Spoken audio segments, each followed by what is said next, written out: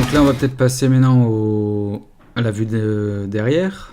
Donc pour ça, moi, je propose qu'on supprime celle-ci là et qu'on fasse juste une copie de la vue de face parce que l'encombrement c'est à peu près le même. On va dupliquer ça, comme ça. On va décaler de 500 comme on a fait tout à l'heure. Voilà. Et ensuite, on n'a plus qu'à supprimer un peu ce qui est en trop. Donc l'appui-tête en vue de derrière est à la même place. Par contre, on voit cette arête à l'arrière là. Celle-ci, elle est visible. Donc je prolonge mon trait là. Je vais dessiner mon rayon. Donc pour ça, je refais les 60 là. Hop.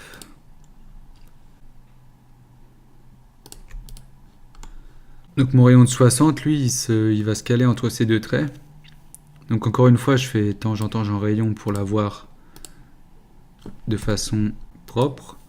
Et ensuite, je vais l'écraser. Donc je le déplace d'abord pour le mettre là où il commence.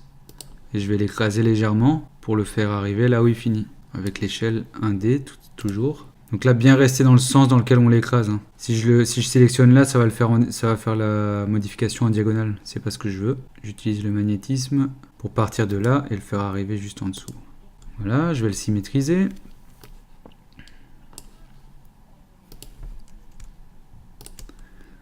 Et je supprime ce que j'ai en trop. Donc je coupe ça par mes deux axes.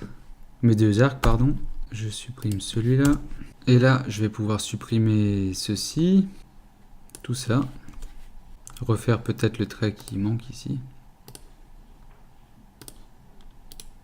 Là, il faut que je prolonge mes tubes. Donc là, c'est pareil, je vais utiliser la vue de gauche. Bon, c'est un peu précis. Mais la 3D nous permet d'être très précis, donc pourquoi s'en priver? Disons la 3D, les outils numériques du moins.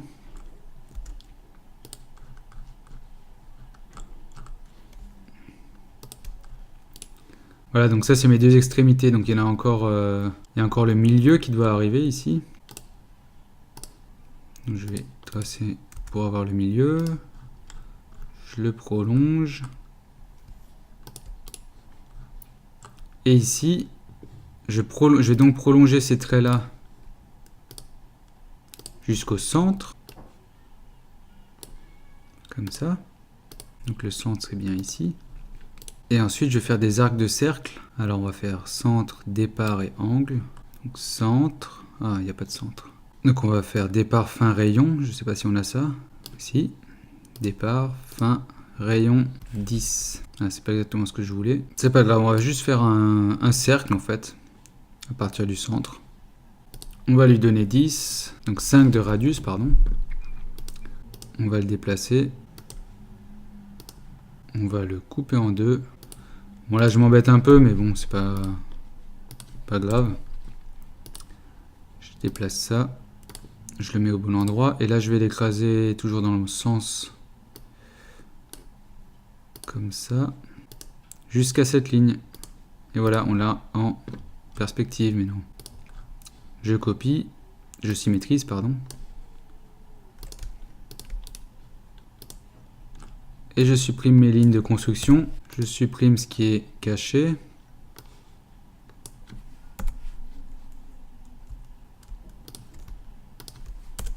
Et voilà, on a l'impression qu'il est vraiment inséré dans mon dossier. Pour ce qui est du bas, là, c'est pas bon. Donc on a juste à refaire une ligne en fait qui part en prolongeant ici.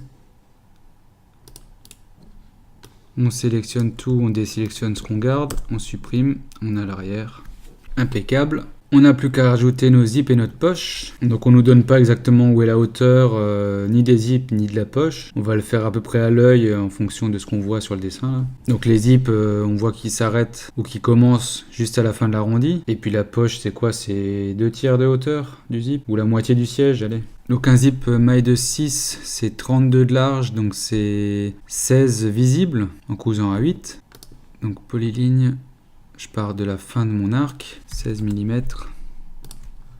Je le fais descendre jusqu'en bas. Je symétrise. Alors attendez, je vais finir quand même, je vais mettre un axe.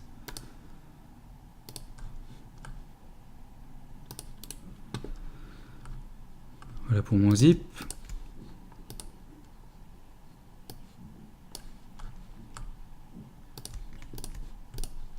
Et pour le milieu de la hauteur, je reprends d'ici. Je vais faire une polyligne à partir du milieu. Ici, une ligne à partir du milieu. Donc le milieu déjà de ça. Et quand je dessine d'un côté, ça part aussi de l'autre. Hop. Et maintenant, je vais faire un petit arc. Alors là, on va faire départ, fin et point sur l'arc. Donc départ d'un côté, fin de l'autre côté. Et un point sur l'arc. Alors je sais pas combien on met. 15 mm. Non, ça nous aide pas ça. J'aurais dû le dessiner avant en fait. 15. On recommence. Fin, point sur l'arc. Voilà.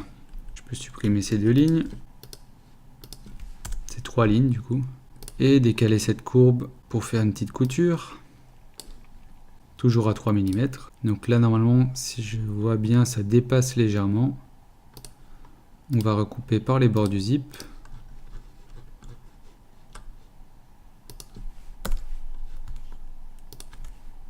Et voici pour la poche. La vue arrière est terminée. Non, j'oublie un détail, la couture d'axe en haut. Au milieu. Décalé de 3. Des deux côtés. Et voici.